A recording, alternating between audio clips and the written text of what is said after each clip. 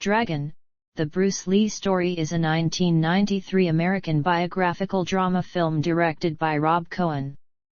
The film stars Jason Scott Lee, with the supporting cast including Lauren Holly, Nancy Kwan, and Robert Wagner. The film follows the life of actor and martial artist Bruce Lee from his relocation to the United States from Hong Kong to his career as a martial arts teacher, and then as a television and film actor. It also focuses on the relationship between Bruce and his wife Linda Lee Cadwell, and the racism to which Bruce was subjected. The primary source of the screenplay is Cadwell's 1975 biography Bruce Lee, The Man Only I Knew. Other sources include Robert Clouse's book Bruce Lee, the biography and research by Cohen, including interviews with Cadwell and Bruce's son, Brandon Lee. Rather than a traditional biographical film, Cohen decided to include elements of mysticism and to dramatize fight scenes to give it the same tone as the films in which Bruce starred. Dragon was filmed primarily in Hong Kong, Los Angeles, and San Francisco. Dragon, The Bruce Lee Story received generally positive reviews, with critics typically finding it entertaining despite criticisms of its veneration of Bruce. Jason was widely praised for his performance.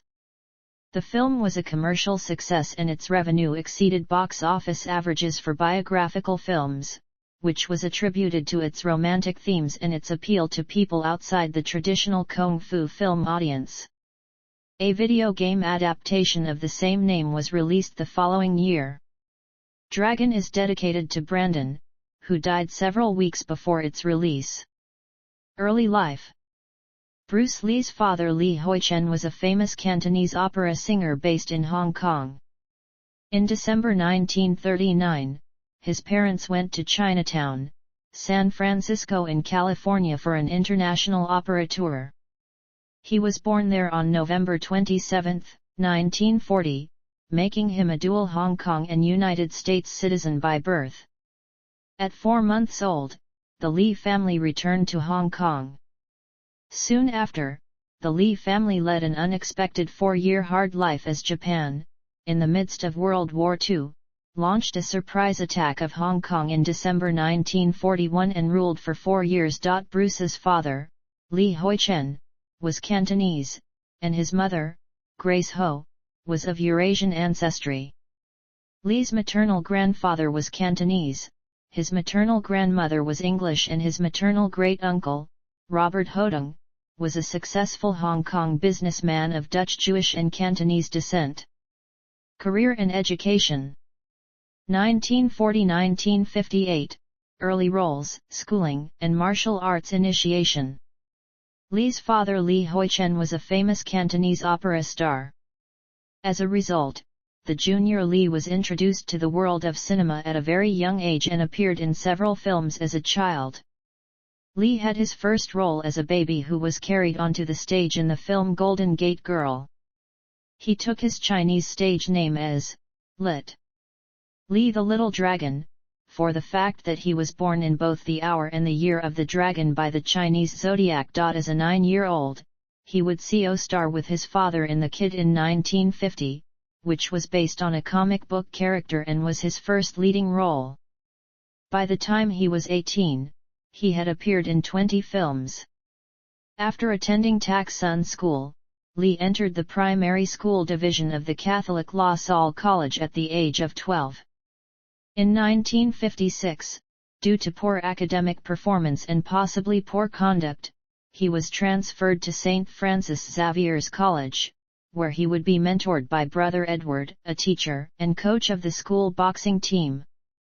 After Lee was involved in several street fights, his parents decided that he needed to be trained in the martial arts.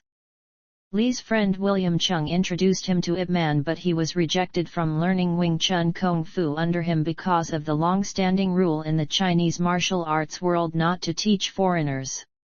His 1/4 German background from his mother's side would be an initial obstacle towards his Wing Chun training. However, Chung would speak on his behalf and Lee was accepted into the school. Lee began training in Wing Chun with Yip Man. Yip tried to keep his students from fighting in the street gangs of Hong Kong by encouraging them to fight in organized competitions. After a year into his Wing Chun training, most of Yip Man's other students refused to train with Lee when they had learned of his mixed ancestry, as the Chinese were generally against teaching their martial arts techniques to non-Asians. Lee's sparring partner, Hawkins Chung, states, "Probably fewer than 6 people in the whole Wing Chun clan were personally taught, or even partly taught, by Yip Man." However, Lee showed a keen interest in Wing Chun and continued to train privately with Yip Man, William Chung, and Wang Shunlong. In 1958, Bruce won the Hong Kong Schools boxing tournament, knocking out the previous champion, Gary Elms, in the final. That year, Lee was also a cha-cha dancer, winning Hong Kong's Crown Colony Cha-Cha Championship. 1959–1964, continuous studies and martial arts breakthrough. Until his late teens, Lee's street fights became more frequent and included beating the son of a feared triad family. In 1958, after students from a rival Choi Lee Feud martial arts school challenged Lee's Wing Chun school, he engaged in a fight on a rooftop. In response to an unfair punch by another boy, Bruce beat him so badly that he knocked out one of his teeth, leading to a complaint by the boy's parents to the police. Lee's mother had to go to a police station and sign a document saying that she would take full responsibility for Bruce's actions if they released him into her custody. Though she did not mention the incident to her husband, she suggested that Bruce, being an American citizen, return to the United States. Lee's father agreed, as Lee's college prospects were he to remain in Hong Kong were not very promising. The police detective came and he says, "Excuse me, Mr. Lee, your son is really fighting bad in school. If he gets into just one more fight I might have to put him in jail." In April 1959, Lee's parents decided to send him to the United States to stay with his older sister, Agnes Lee, who was already living with family friends in San Francisco. After several months, he moved to Seattle in 1959 to continue his high school education, where he also worked for Ruby Chow as a live-in waiter at her restaurant. Chow's husband was a co-worker and friend of Lee's father. Lee's elder brother Peter Lee would also join him in Seattle for a short stay before moving on to Minnesota to attend college. That year Lee also started to teach martial arts. He called what he taught Jun Fan Gung Fu. It was basically his approach to Wing Chun. Lee taught friends he met in Seattle, starting with judo practitioner Jesse Glover, who continued to teach some of Lee's early techniques. Taiki Kimura became Lee's first assistant instructor and continued to teach his art and philosophy after Lee's death. Lee opened his first martial arts school, named the Lee Jun Fan Gung Fu Institute, in Seattle. Lee completed his high school education and received his diploma from Edison Technical School on Capitol Hill in Seattle. In March 1961, Lee enrolled at the University of Washington and studied dramatic arts, philosophy, psychology, and various other subjects. Despite what Lee himself and many others have stated, Lee's official major was drama rather than philosophy, according to a 1999 article in the university's alumni publication. Lee dropped out of college in early 1964 and moved to Oakland to live with James Yim Lee. James Lee was 20 years senior to Bruce Lee and a well-known Chinese martial artist in the area. Together, they founded the Second Jun Fan Martial Arts Studio in Oakland. James Lee was also responsible for introducing Bruce Lee to Ed Parker, an American martial artist. At the invitation of Parker, Lee appeared in the 1964 Long Beach International Karate Championships and performed repetitions of two-finger push-ups with feet at approximately shoulder width apart. In the same Long Beach event he also performed the 1-inch punch. Lee stood upright, his right foot forward with knees bent slightly, in front of a standing, stationary partner. Lee's right arm was partly extended and his right fist approximately 1 inch away from the partner's chest. Without retracting his right arm, Lee then forcibly delivered the punch to volunteer Bob Baker while largely maintaining his posture, sending Baker backwards and falling into a chair said to be placed behind Baker to prevent injury, though Baker's momentum soon caused him to fall to the floor. Baker recalled, "I told Bruce not to do this type of demonstration again. When he punched me that last time, I had to stay home from work because the pain in my chest was unbearable." It was at the 1964 championships that Lee first met Taekwondo master Yoon-gu Ri. The two developed a relationship from which they benefited as martial artists. Ri taught Lee the sidekick in detail, and Lee taught Ri the non-telegraphic punch. In Oakland's Chinatown in 1964, Lee had a controversial private match with Wang Jackman, a direct student of Ma Qinfeng, known for his mastery of Xingyi Aikwun, Northern Shaolin, and Tai Chi Chuan.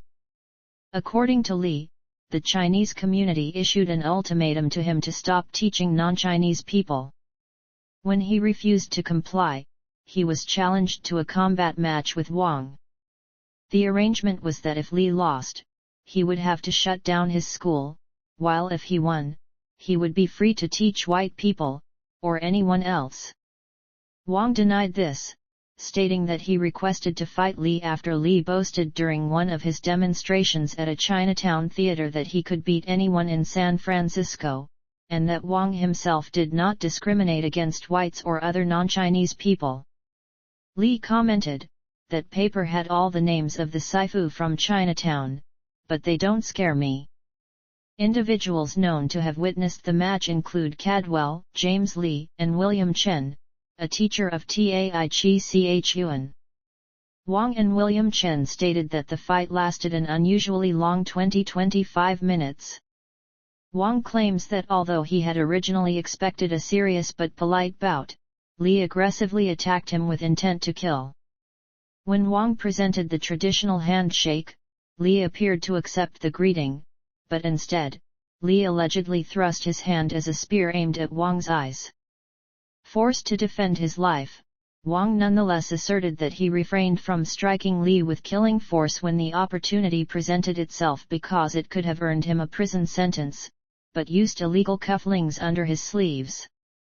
According to Michael Dorgan's 1980 book Bruce Lee's Toughest Fight, the fight ended due to Lee's unusually winded condition, as opposed to a decisive blow by either fighter. However, according to Bruce Lee, Linda Lee Cadwell, and James Yim Lee, the fight lasted a mere 3 minutes with a decisive victory for Lee.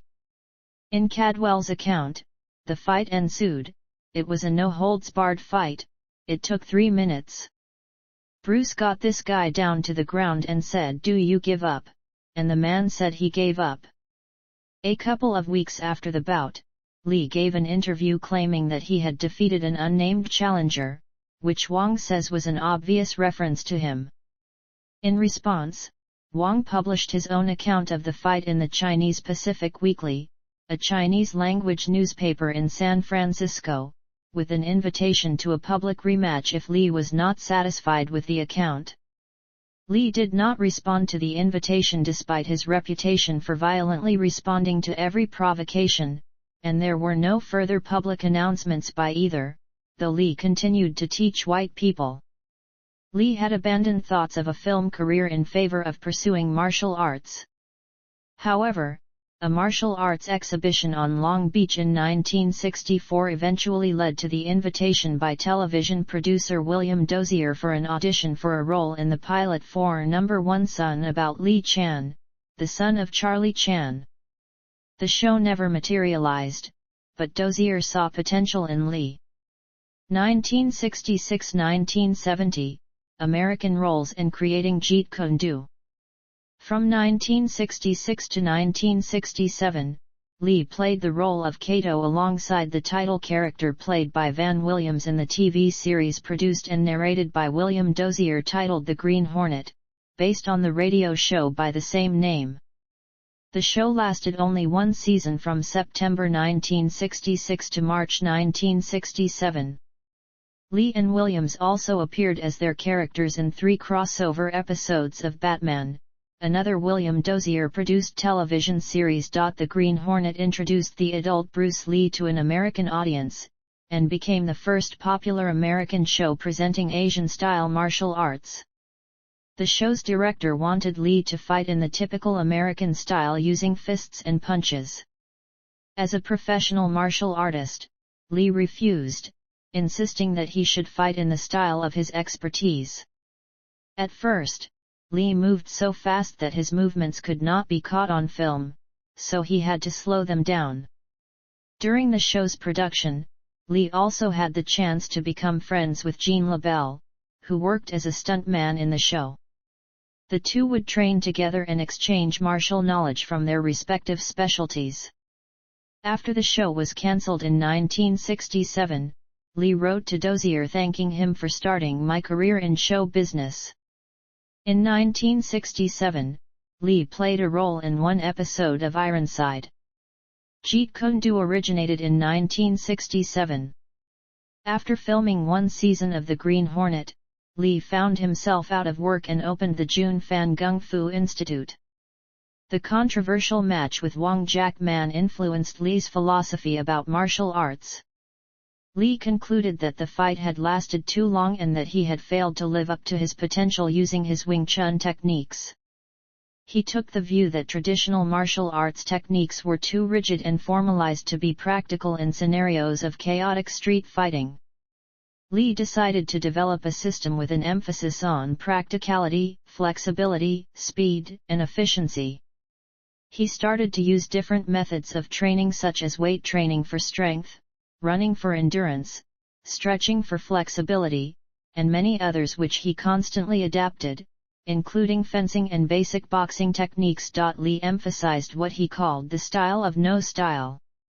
This consisted of getting rid of the formalized approach which Lee claimed was indicative of traditional styles. Lee felt that even the system he now called Jun Fan Gung Fu was too restrictive, and it eventually evolved into a philosophy and martial art he would come to call Jeet Kune Do, or the way of the intercepting fist. It is a term he would later regret, because Jeet Kune Do implied specific parameters that styles connote, whereas the idea of his martial art was to exist outside of parameters and limitations. At the time, two of Lee's martial arts students were Hollywood scriptwriter Sterling Siliphant and actor James Coburn. In 1969, the three worked on a script for a film called The Silent Flute, and went together on a location hunt to India. The project was not realized at the time, but the 1978 film Circle of Iron, starring David Carradine, was based on the same plot.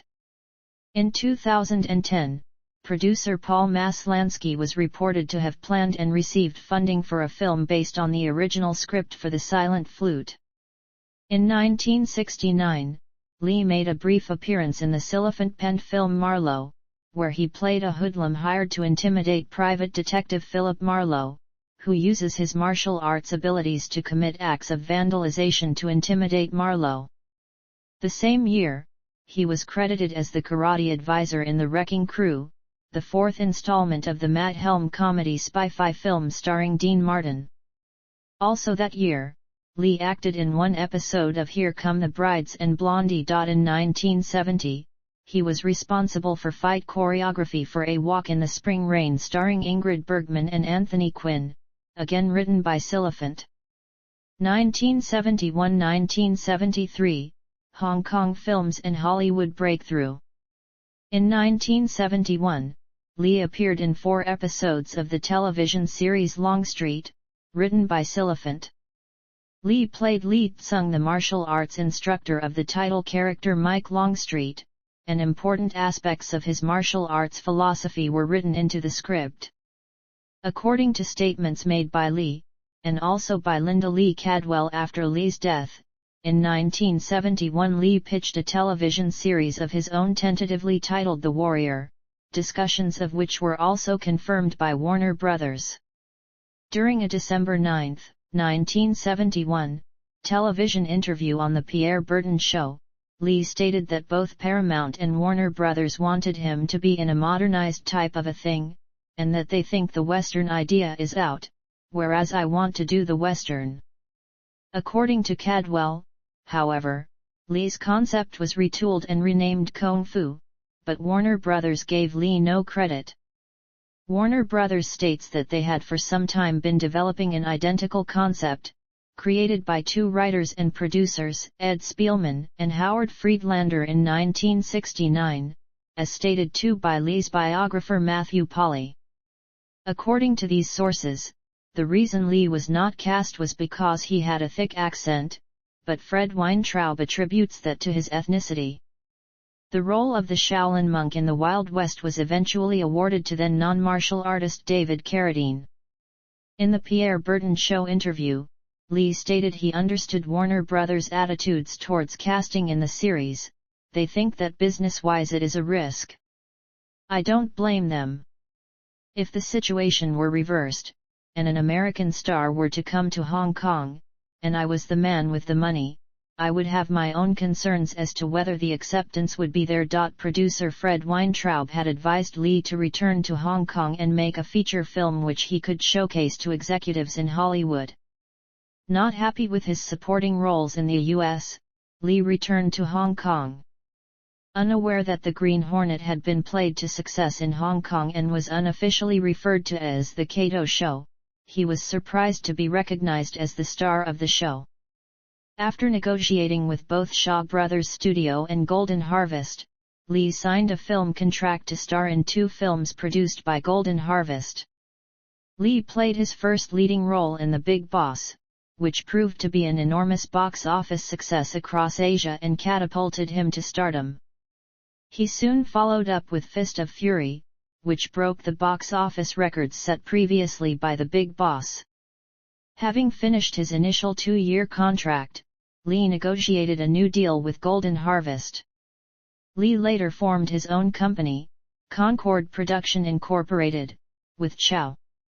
For his third film, Way of the Dragon, he was given complete control of the film's production as the writer, director, star, and choreographer of the fight scenes. In 1964, at a demonstration in Long Beach, California, Lee met karate champion Chuck Norris. In Way of the Dragon, Lee introduced Norris to moviegoers as his opponent. Their showdown has been characterized as one of the best fight scenes in martial arts and film history. The role had originally been offered to American karate champion Joe Louis. Fist of Fury and Way of the Dragon went on to gross an estimated $100 million and $130 million worldwide, respectively. From August to October 1972, Lee began work on his 4th Golden Harvest film Game of Death. He began filming some scenes, including his fight sequence with 7'2" in American basketball star Kareem Abdul-Jabbar, a former student.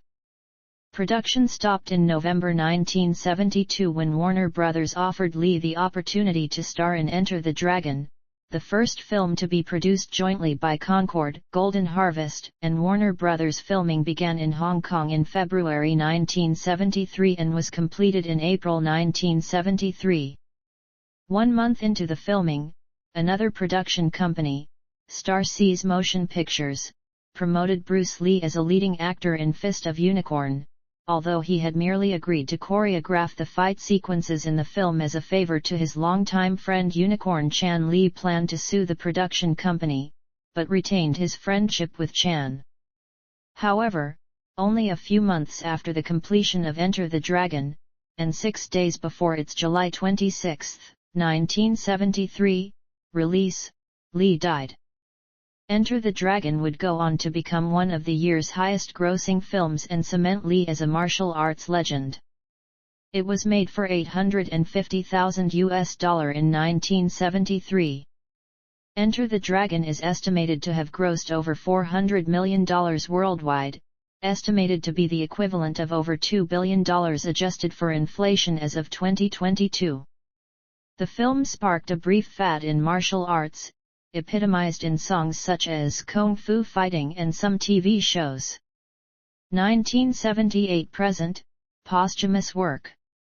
Robert Clouse, the director of Enter the Dragon, together with Golden Harvest, revived Lee's unfinished film Game of Death. Lee had shot over 100 minutes of footage, including outtakes, for Game of Death before shooting was stopped to allow him to work on Enter the Dragon. In addition to Abdul-Jabbar, George Lazenby, Hapkido Master Jihan Jae, and another of Lee's students, Dan Inocentu, were also to appear in the film, which was to culminate in Lee's character, Hai Tien, taking on a series of different challengers on each floor as they make their way through a 5-level pagoda. In a controversial move, Robert Clouse finished the film using a look-alike and archive footage of Lee from his other films with a new storyline and cast, which was released in 1978. However, the cobbled-together film contained only 15 minutes of actual footage of Lee, while the rest had a Lee look-alike, Kim Tai-chung, and Yoon Bio as stunt double. The unused footage Lee had filmed was recovered 22 years later and included in the documentary Bruce Lee, A Warrior's Journey. Apart from Game of Death, other future film projects were planned to feature Lee at the time. In 1972, after the success of The Big Boss and Fist of Fury, a third film was planned by Raymond Chow at Golden Harvest to be directed by Lo Wei, titled Yellow-Faced Tiger. However, at the time, Lee decided to direct and produce his own script for Way of the Dragon instead. Although Lee had formed a production company with Raymond Chow, a period film was also planned from September–November 1973 with the competing Shaw Brothers studio, to be directed by either Chow Yun or Cheng Kong, and written by Yi Kong and Chong Chet, titled The Seven Sons of the Jade Dragon. In 2015, Perfect Storm Entertainment and Bruce Lee's daughter, Shannon Lee, announced that the series The Warrior would be produced and would air on the Cinemax, and filmmaker Justin Lin was chosen to direct the series. Production began on October 22, 2017, in Cape Town, South Africa. The first season will contain 10 episodes. In April 2019, Cinemax renewed the series for a second season. On March 25, 2021, it was announced that producer Jason Cawthorey had acquired the rights to The Silent Flute to become a miniseries, which would have John Fusco as a screenwriter and executive producer. Unproduced works. Lee had also worked on several scripts himself.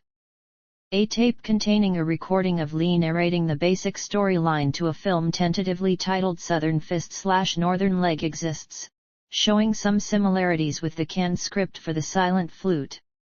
Another script had the title Green Bamboo Warrior, set in San Francisco, planned to co-star Bolo Yeung and to be produced by Andrew Vachna.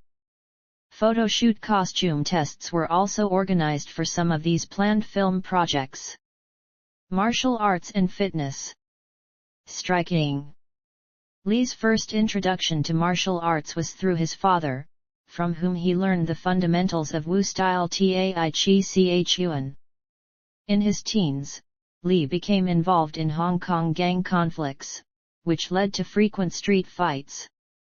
The largest influence on Lee's martial arts development was his study of Wing Chun. Lee was 16 years old under the Wing Chun teacher Yip Man, between late 1956 and 1957, after losing to rival gang members.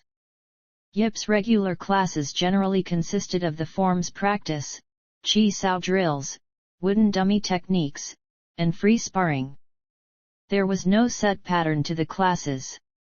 Other Chinese martial arts styles Lee trained in were Northern Praying Mantis, Southern Praying Mantis, Eagle Claw, Tan Tui, La Han, Mizanji, Wa Keung, Monkey, Southern Dragon, Fujian White Crane, Choi Li Phut, Hung Gar, Choi Gar, Phut Gar, Mok Gar, Yao Kong Moon, Li Gar, and Lao Gar. Lee was also trained in boxing, between 1956 and 1958, by brother Edward, coach of the St. Francis Xavier's college boxing team. Lee went on to win the Hong Kong Schools Boxing Tournament in 1958, while scoring knockdowns against the previous champion Gary Elms in the final. After moving to the United States, Lee was heavily influenced by heavyweight boxing champion Muhammad Ali, whose footwork he studied and incorporated into his own style in the 1960s. Lee demonstrated his Jeet Kune Do martial arts at the Long Beach International Karate Championships in 1964 and 1968, with the latter having higher quality video footage available. Lee can be seen demonstrating quick eye strikes before his opponent can block, and demonstrating the 1-inch punch on several volunteers. He also demonstrates chi sao drills while blindfolded against an opponent, probing for weaknesses in his opponent while scoring with punches and takedowns. Lee then participates in a full contact sparring bout against an opponent, with both wearing leather headgear. Lee can be seen implementing his Jeet Kune Do concept of economical motion, using Ali-inspired footwork to keep out of range while counter-attacking with back fists and straight punches. He also halts attacks with stop-hit side kicks, and quickly executes several sweeps and head kicks. The opponent repeatedly attempts to attack Lee, but is never able to connect with a clean hit. He once manages to come close with a spin kick, but Lee counters it. The footage was reviewed by Black Belt magazine in 1995, concluding that the action is as fast and furious as anything in Lee's films. It was at the 1964 championships that Lee first met Taekwondo master Yun Gu Ri. While Ri taught Lee the sidekick in detail, Lee taught Ri the non-telegraphic punch. Ri learned what he calls the acupunch from Lee and incorporated it into American Taekwondo. The acupunch is a rapid fast punch that is very difficult to block. Based on human reaction time, the idea is to finish the execution of the punch before the opponent can complete the brain-to-wrist communication. Lee also commonly used the oblique kick, made popular much later in mixed martial arts. It is called the Jeet Tek and Jeet Kune Do. Grappling. Lee favored cross-training between different fighting styles, and had a particular interest in grappling. Lee trained with several judo practitioners in Seattle and California, among them Fred Sato, Jesse Glover, Taiki Kimura, Hayward Nishioka, and Wally J., as well as Jean LaBelle. After befriending LaBelle on the set of The Green Hornet, Lee offered to teach him striking arts in exchange for being taught grappling techniques. LaBelle had also been taught catch wrestling by prestigious grapplers Luthus and Ed Lewis, and notable techniques of both judo and catch wrestling can be seen in Lee's Tao of Jeet Kune Do. According to Glover, Lee only found judo ineffective at the action of getting hold of the opponent. While in Seattle, Lee himself developed anti-grappling techniques against opponents trying to tackle him or take him to the ground. Glover also recalled Lee definitely would not go to the ground if he had the opportunity to get you standing up. Nonetheless, Lee expressed to LaBelle a wish to integrate judo into his fighting style. Although Lee opined grappling was of little use on action choreography because it was not visually distinctive, he did showcase grappling moves in his own films, such as Way of the Dragon, where his character finishes his opponent Chuck Norris with a neck hold inspired by LaBelle, and Enter the Dragon, whose prologue features Lee submitting his opponent Sammo Hung with an armbar. Lee was also influenced by the training routine of the Great Gama, an Indian/Pakistani Pahlwani wrestling champion known for his grappling strength. Lee incorporated Gama's exercises into his own training routine. Street fighting. Another major influence on Lee was Hong Kong's street fighting culture in the form of rooftop fights. In the mid-20th century, soaring crime in Hong Kong, combined with limited Hong Kong police manpower, led to many young Hong Kongers learning martial arts for self-defense. Around the 1960s, there were about 400 martial arts schools in Hong Kong, teaching their own distinctive styles of martial arts. In Hong Kong's street fighting culture, there emerged a rooftop fight scene in the 1950s and 1960s, where gangs from rival martial arts schools challenged each other to bare-knuckle fights on Hong Kong's rooftops, in order to avoid crackdowns by British colonial authorities. Lee frequently participated in these Hong Kong rooftop fights, and combined different techniques from different martial arts schools into his own hybrid martial arts style. When Lee returned to Hong Kong in the early 1970s, his reputation as the fastest fist in the East routinely led to locals challenging him to street fights. He sometimes accepted these challenges and engaged in street fights, which led to some criticism from the press portraying him as violent at the time. Fitness. At 172 centimeters and weighing 64 kilograms at the time, Lee was renowned for his physical fitness and vigor, achieved by using a dedicated fitness regimen to become as strong as possible. After his match with Wong Jackman in 1965, Lee changed his approach toward martial arts training. Lee felt that many martial artists of his time did not spend enough time on physical conditioning. Lee included all elements of total fitness: muscular strength, muscular endurance, cardiovascular endurance, and flexibility. He used traditional bodybuilding techniques to build some muscle mass, though not overdone, as that could decrease speed or flexibility. At the same time, with respect to balance, Lee maintained that mental and spiritual preparation are fundamental to the success of physical training in martial arts skills. In Tao of Jeet Kune Do he wrote, "Training is one of the most neglected phases of athletics. Too much time is given to the development of skill and too little to the development of the individual for participation. JKD, ultimately, is not a matter of petty techniques but of highly developed spirituality and physique." According to Linda Lee Cadwell, soon after he moved to the United States, Lee started to take nutrition seriously and developed an interest in health foods, high-protein drinks, and vitamin and mineral supplements. He later concluded that achieving a high-performance body was akin to maintaining the engine of a high-performance automobile. Allegorically, as one could not keep a car running on low-octane fuels, one could not sustain one's body with a steady diet of junk food, and with the wrong fuel, one's body would perform sluggishly or sloppily. Lee also avoided baked goods and refined flour, describing them as providing empty calories that did nothing for his body. He was known for being a fan of Asian cuisine for its variety, and often ate meals with a combination of vegetables, rice, and fish. Lee had a dislike for dairy products and as a result, used powdered milk in his diet. Dan Inocentu recalls Lee practiced meditation as the first action on his schedule. Artistry. Philosophy. While best known as a martial artist, Lee also studied drama and Asian and Western philosophy starting while a student at the University of Washington. He was well-read and had an extensive library dominated by martial arts subjects and philosophical texts. His own books on martial arts and fighting philosophy are known for their philosophical assertions, both inside and outside of martial arts circles. His eclectic philosophy often mirrored his fighting beliefs, though he was quick to claim that his martial arts were solely a metaphor for such teachings. He believed that any knowledge ultimately led to self-knowledge, and said that his chosen method of self-expression was martial arts.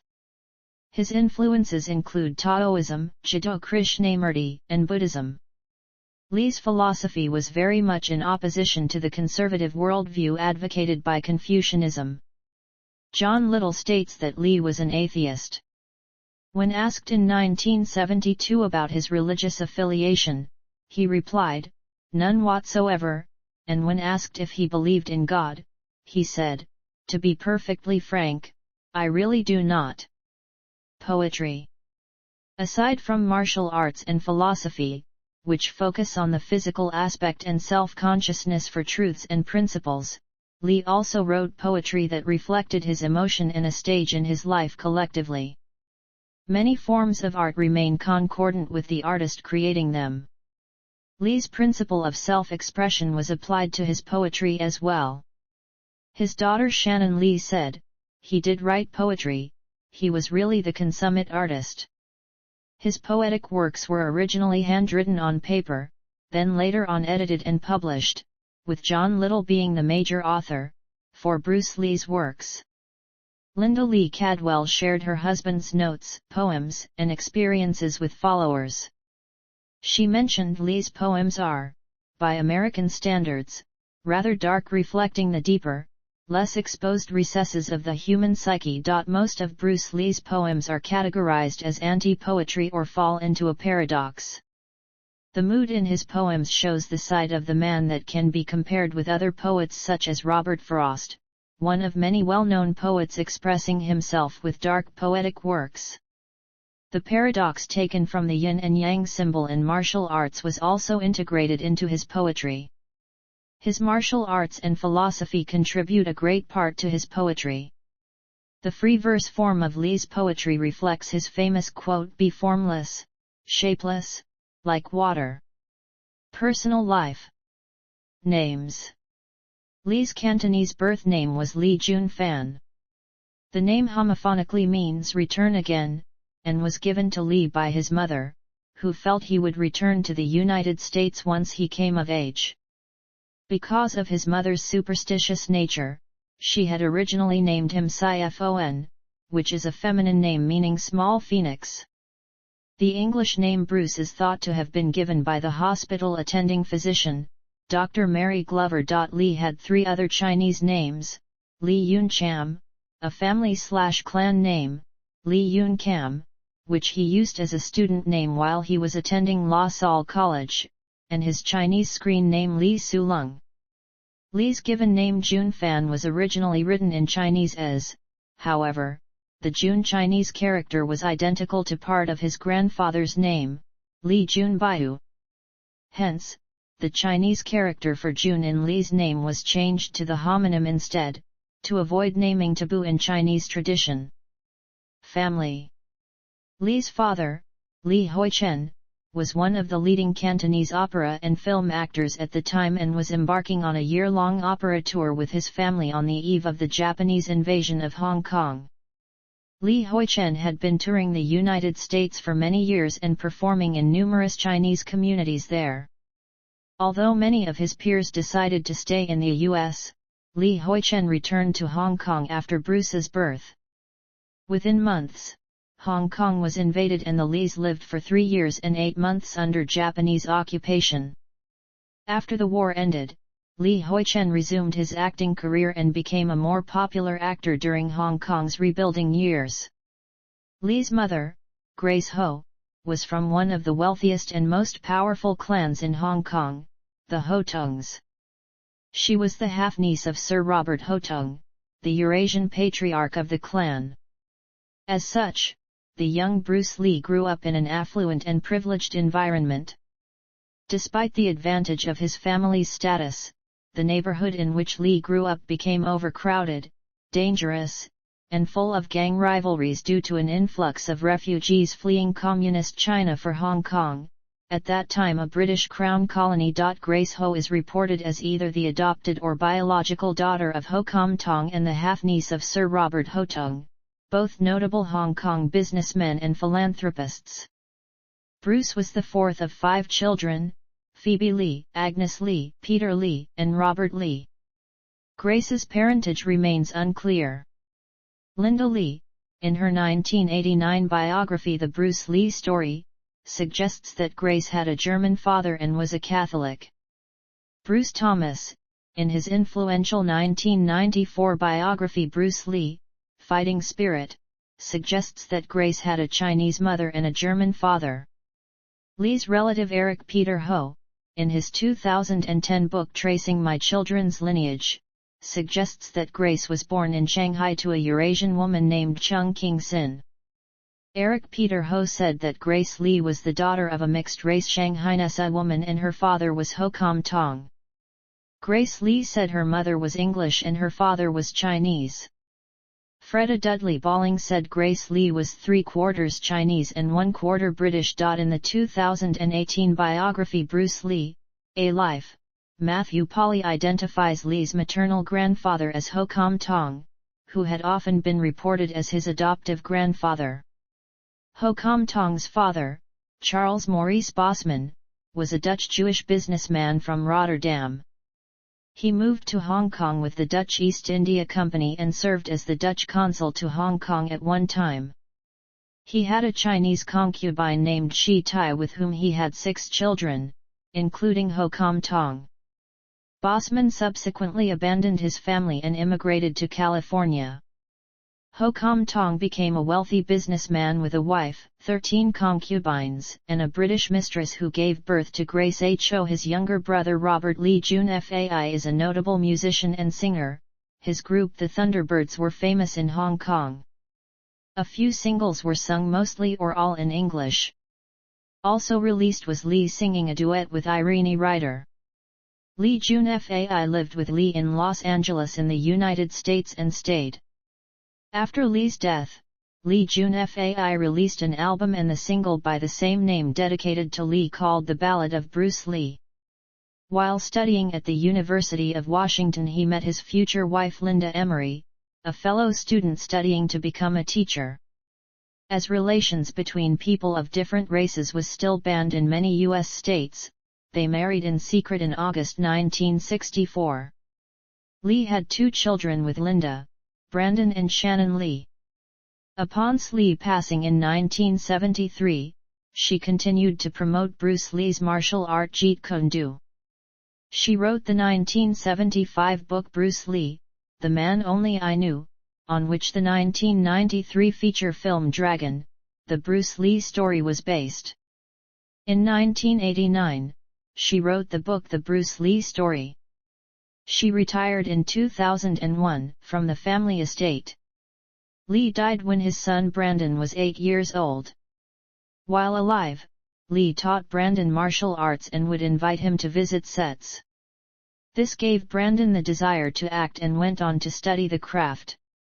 As a young adult, Brandon Lee found some success acting in action-oriented pictures such as Legacy of Rage, Showdown in Little Tokyo, and Rapid Fire. In 1993, at the age of 28, Brandon Lee died after being accidentally shot by a prop gun on the set of The Crow. Lee died when his daughter Shannon was 4. In her youth she studied Jeet Kune Do under Richard Bustillo, one of her father's students. However, her serious studies did not begin until the late 1990s.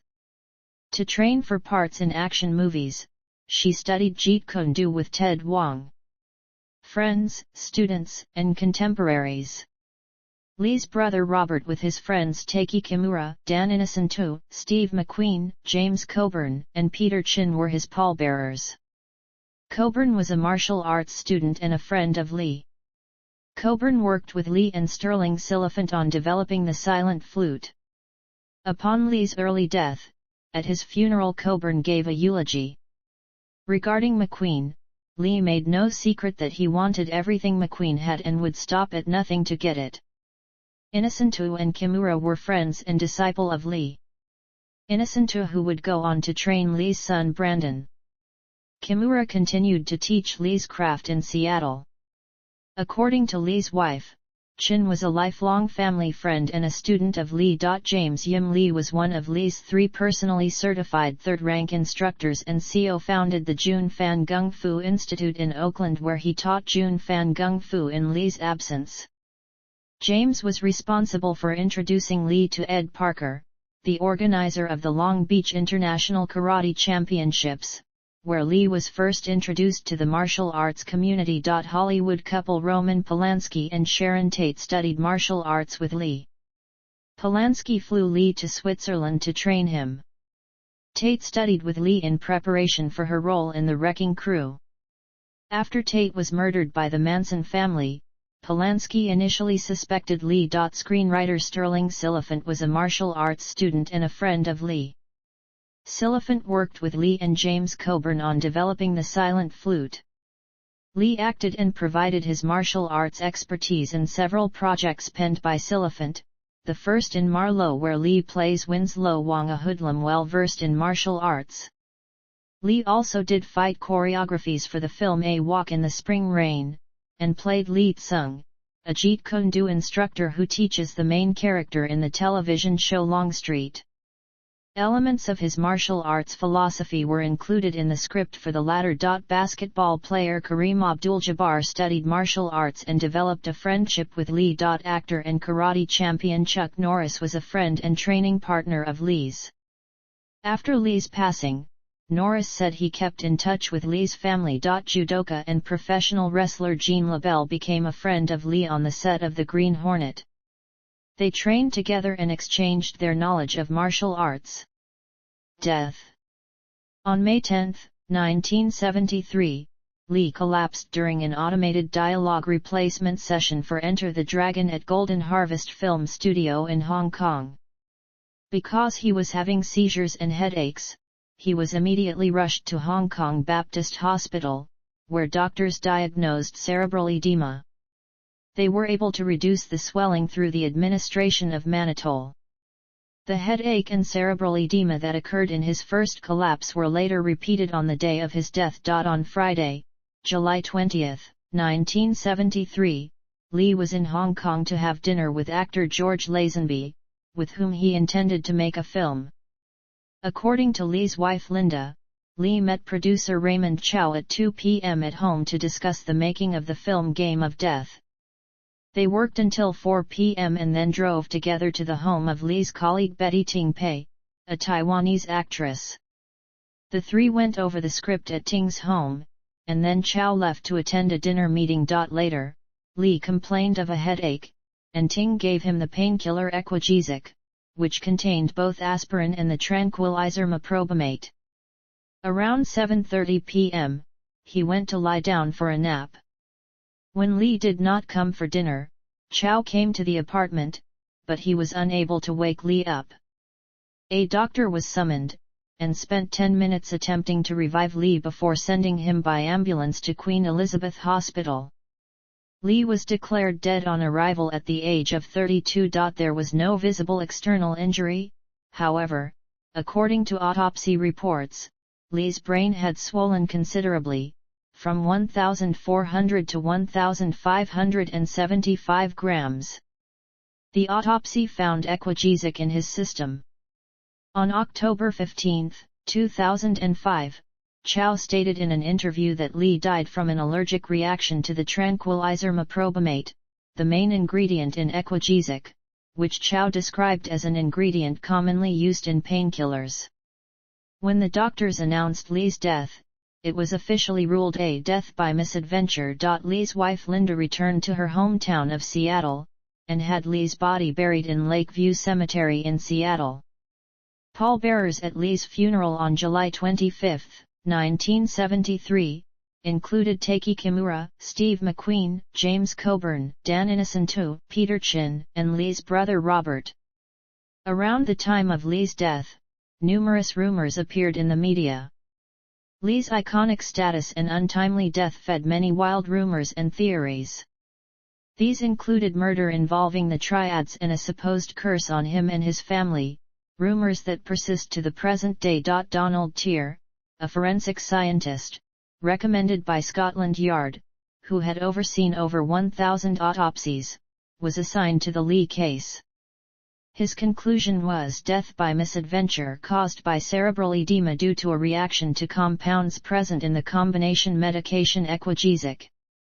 Although there was initial speculation that cannabis found in Lee's stomach may have contributed to his death, Tier said it would be both irresponsible and irrational to say that might have triggered either the events of Bruce's collapse on May 10 or his death on July 20.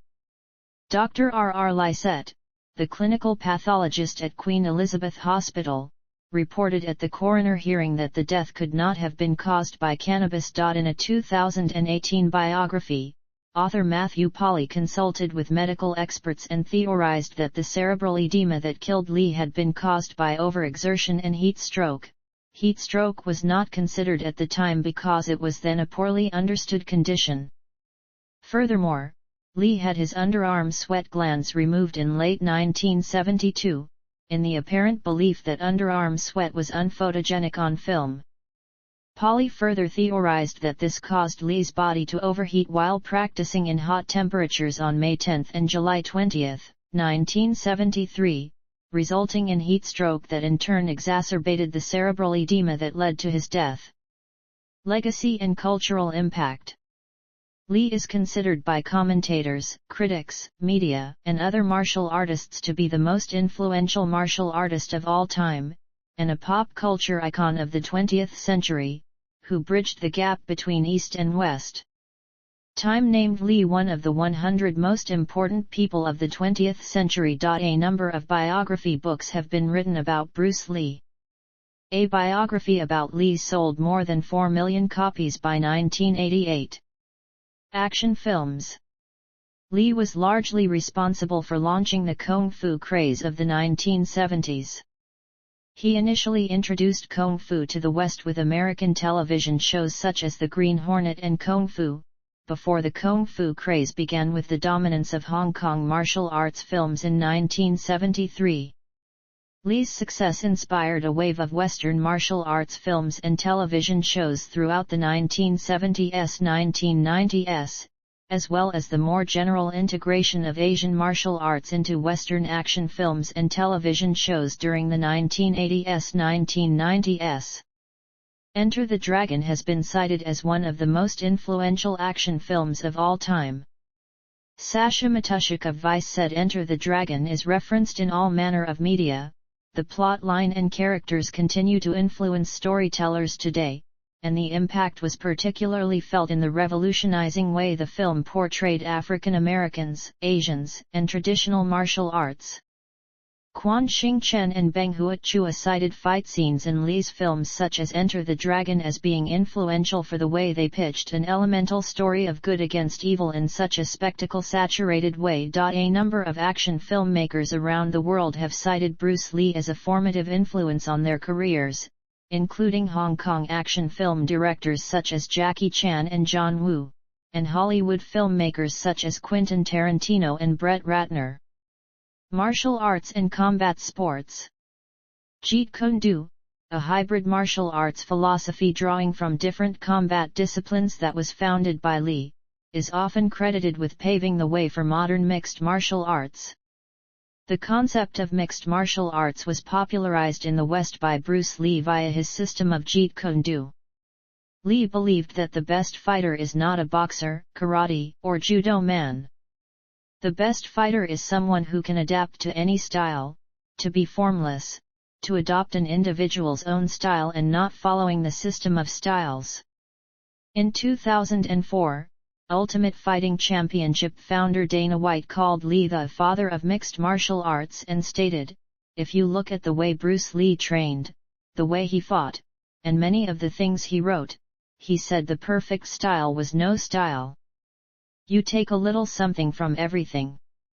You take the good things from every different discipline, use what works, and you throw the rest away." Lee was largely responsible for many people taking up martial arts. These include numerous fighters in combat sports who were inspired by Lee. Boxing champion Sugar Ray Leonard said he perfected his jab by watching Lee. Boxing champion Manny Pacquiao compared his fighting style to Lee. And UFC champion Conor McGregor also compared himself to Lee and said that he believes Lee would have been a champion in the UFC if he were to compete in the present day. Lee inspired the foundation of American full-contact kickboxing tournaments by Joe Louis and Benny Urquidez in the 1970s. American Taekwondo pioneer Yahungu relearned from Lee what he calls the acupunch, which he incorporated into American Taekwondo. Lee later coached heavyweight boxing champion Muhammad Ali and taught him the acupunch, which Ali used to knock out Richard Dunn in 1975. According to heavyweight boxing champion Mike Tyson, everyone wanted to be Bruce Lee in the 1970s. UFC pound-for-pound champion John Jones also cited Lee as inspiration, with Jones known for frequently using the oblique kick to the knee, a technique that was popularized by Lee. UFC champions Uriah Hall and Anderson Silva also cited Lee as an inspiration. Numerous other UFC fighters have cited Lee as their inspiration, with several referring to him as a godfather or grandfather of MMA. Racial barriers and stereotypes. Lee is credited with helping to change the way Asians were presented in American films. He defied Asian stereotypes, such as the emasculated Asian male stereotype. In contrast to earlier stereotypes which depicted Asian men as emasculated, childlike, coolies, or domestic servants, Lee demonstrated that Asian men could be tough, strong, and sexy according to University of Michigan lecturer Hye-Seung Chung. In turn, Lee's popularity inspired a new Asian stereotype, the martial artist. In North America, his films initially played largely to Black, Asian, and Hispanic audiences. Within Black communities, Lee's popularity was second only to heavyweight boxer Muhammad Ali in the 1970s. As Lee broke through to the mainstream, he became a rare non-white movie star in a Hollywood industry dominated by white actors at the time. According to rapper LL Cool J, Lee's films were the first time many non-white American children such as himself had seen a non-white action hero on the big screen in the 1970s. Popular culture. Numerous entertainment and sports figures around the world have cited Lee as a major influence on their work, including martial arts actors such as Jackie Chan and Donnie Yen, actor bodybuilder Arnold Schwarzenegger, actor-comedians such as Eddie Murphy and Eddie Griffin, actresses such as Olivia Munn and Diane Doan, musicians such as Steve Aoki and Rohan Marley, rappers such as LL Cool J and Wu-Tang Clan leader RZA, music bands such as the Gorillaz, comedians such as W. Kamau Bell and Margaret Cho, basketball players Stephen Curry and Jamal Murray, skaters Tony Hawk and Christian Hosoi, and American footballer Kyler Murray, among others. Bruce Lee influenced several comic book writers, notably Marvel Comics founder Stan Lee, who considered Bruce Lee to be a superhero without a costume. Shortly after his death, Lee inspired the Marvel characters Shang-Chi and Iron Fist as well as the comic book series The Deadly Hands of Kung Fu. According to Stan Lee, any character that is a martial artist since then owes their origin to Bruce Lee in some form. Bruce Lee was a formative influence on the development of breakdancing in the 1970s. Early breakdancing pioneers such as the Rocksteady crew drew inspiration from Kung Fu moves, as performed by Lee, inspiring dance moves such as the windmill among other breaking moves. In India, Lee films had an influence on Hindi masala films.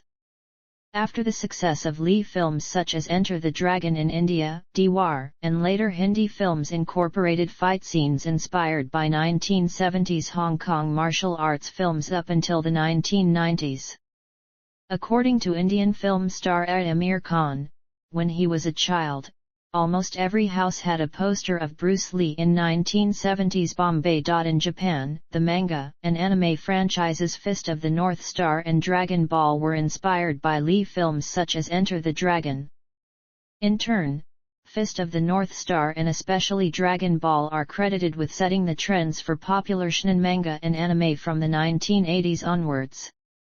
Spike Spiegel, the protagonist from the 1998 anime Cowboy Bebop, is seen practicing Jeet Kune Do and quotes Lee. Bruce Lee films such as Game of Death and Enter the Dragon were the foundation for video game genres such as beat-em-up action games and fighting games. The first beat-em-up game, Kung Fu Master, was based on Lee's Game of Death. The Street Fighter video game franchise was inspired by Enter the Dragon, with the gameplay centered around an international fighting tournament, and each character having a unique combination of ethnicity, nationality, and fighting style. Street Fighter went on to set the template for all fighting games that followed. Since then, nearly every major fighting game franchise has had a character based on Bruce Lee. In April 2014, Lee was named a featured character in the combat sports video game EA Sports UFC, and is playable in multiple weight classes. In France, the Yamakasi cited the martial arts philosophy of Bruce Lee as an influence on their development of the parkour discipline in the 1990s, along with the acrobatics of Jackie Chan.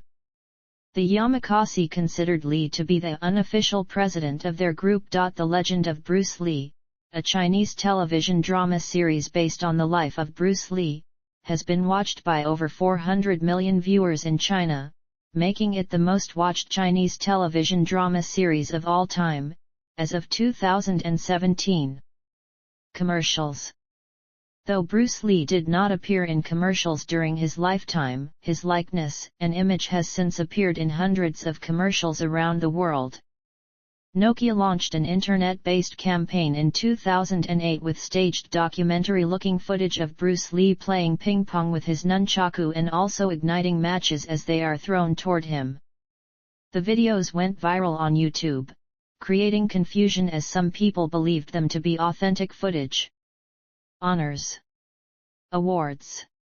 1972, Golden Horse Awards Best Mandarin Film. 1972, Fist of Fury Special Jury Award. 1994, Hong Kong Film Award for Lifetime Achievement. 1999, named by Time as one of the 100 most influential people of the 20th century. 2004, Star of the Century Award. 2013, the Asian Awards Founders Award. Statues.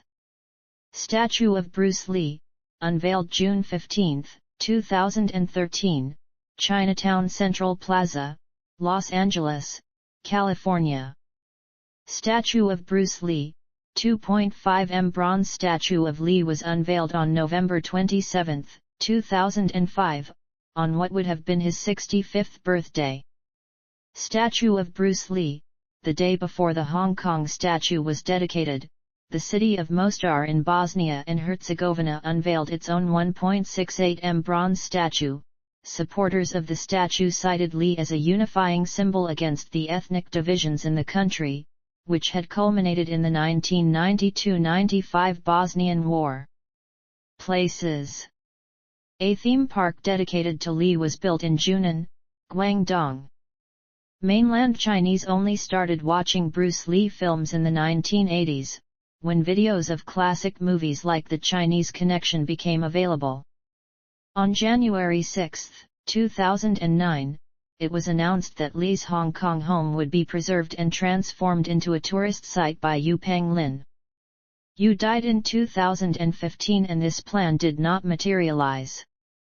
In 2018, Yu's grandson, Pang Qiping, said, "We will convert the mansion into a center for Chinese studies next year, which provides courses like Mandarin and Chinese music for children."